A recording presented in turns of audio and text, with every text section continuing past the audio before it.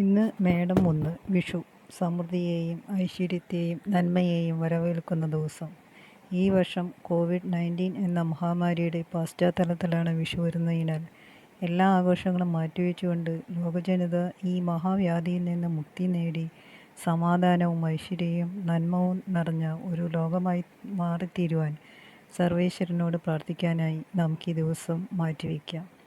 വിഷു ആയാൽ മലയാളികൾക്ക് വിഷുക്കണിയും വിഷുസദ്യയും ഒഴിച്ചുകൂടാനാകാത്തതാണ്. വിഷുക്കണി നമ്മൾ കണ്ടു. ആർഭാടമില്ലാത്ത വിഭവങ്ങളൊരുക്കി നമുക്ക് ഈ വിഷു ആചരിക്കാം. അതിനായി ഞാൻ ഇന്ന് വിഷു പലഹാരമാണ് ഉണ്ടാക്കുന്നത്. കേരളത്തിൽ പലയിടങ്ങളിലും പല രൂപത്തിലാണ് ഇത് തയ്യാറാക്കുന്നത്. വിഷുക്കഞ്ഞി, വിഷുക്കട്ട എന്നീ പേരുകളിൽ അറിയപ്പെടുന്നത്. മധ്യ കേരളത്തിൽ തയ്യാറാക്കുന്ന വിഷുക്കട്ടയാണ് ഇന്നത്തെ വിഭവം.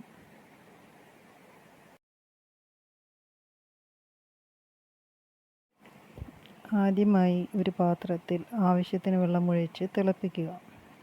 തിളച്ചു വരുമ്പോൾ ഒരു വൃത്തിയുള്ള തുണിയിൽ കുറച്ച് ചുക്കും ജീരകവും ചതച്ചത് ഇട്ട് ഒരു കിഴി കെട്ടി അതിലേക്ക് ഇടുക.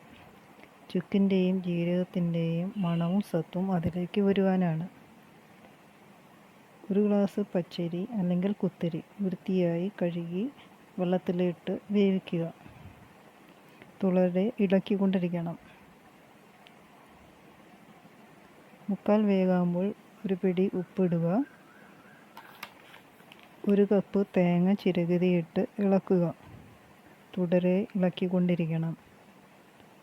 വെള്ളം വറ്റി കുഴമ്പ് രൂപത്തിലാവുന്നത് വരെ ഇളക്കുക.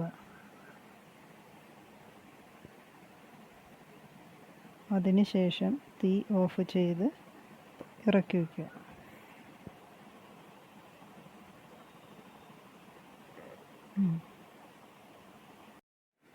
മേശമേൽ ഒരു ഇല വിരിച്ച് ഈ കുറുകിയ ചോറ് തവി കൊണ്ടെടുത്ത് 1 ഇഞ്ച് കനത്തിൽ പരത്തുക.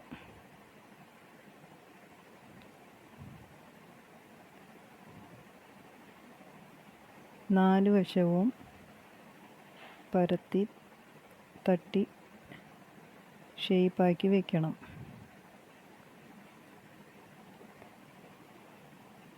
നമ്മൾ അതിലിട്ടിരുന്ന കിഴി എടുത്തു മാറ്റാവുന്നതാണ്.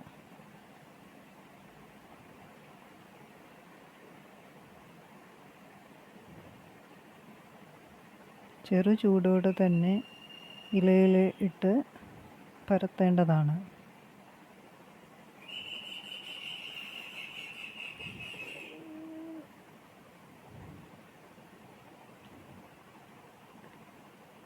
നാല് വശവും ഇതുപോലെ തട്ടി നമുക്ക് ഷേപ്പാക്കി മാറ്റാവുന്നതാണ്.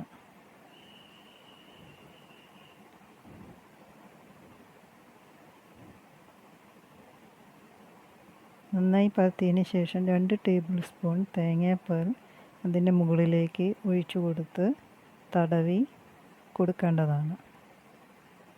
എല്ലാ ഭാഗത്തേക്കും അത് തടവി കൊടുക്കണം.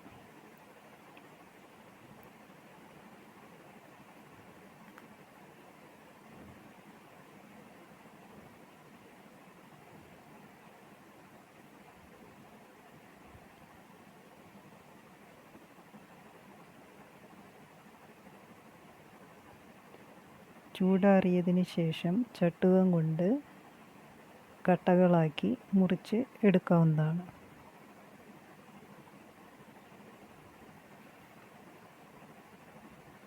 പല രൂപത്തിൽ നിങ്ങൾക്ക് മുറിച്ചെടുക്കാം. ചതുരത്തിലോ ത്രികോണാകൃതിയിലോ.